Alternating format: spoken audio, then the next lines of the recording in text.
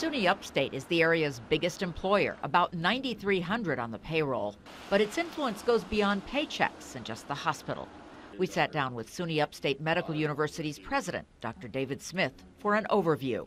With the, certainly the challenges of the state budget and other things, we've actually had a modest increase in the total number of faculty, as well as, of course, in enrollment. Enrollment's really gone from about 1,200 students 6 years ago to now about 1,700 students at Upstate. And our number of residents and fellows, those physicians already finished medical school, is about 500. So there's a considerable growth in addition to our research prowess. And we've developed a bias in selection towards central New York, Canada to Pennsylvania, and we also disproportionately interview more students from rural counties within central New York.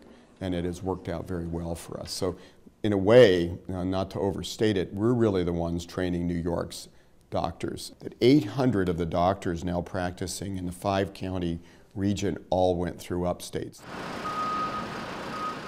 But to keep expanding means expanding the physical plant as well. First of all, to have this broad regional vision, we needed a larger footprint here to launch a broader regional vision. I mean, people often ask me, why are you doing this? Well, we were, in fact, postage stamped in as far as constrained here in the University Hill area. So we've looked at ways to break out. And the construction, done without state taxpayer funds, is carrying out that outreach mission. SUNY Upstate has one new high-rise dorm on the edge of downtown Syracuse. They're starting work on a second tower nearby. It's moving our students downtown, and that really, for us, begins to define campus west as we move into the community. And it's important for us to do that. Another project, the new biotech facility on Syracuse's Fayette Street. It will include office space for converting paper medical records to electronic, and an urban grocery store is also slated for here.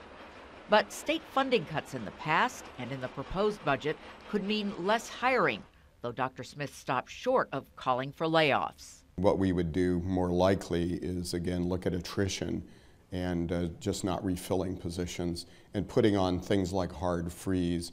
So I clearly do not want to get into a position where you see layoffs. The community has struggled enough with jobs.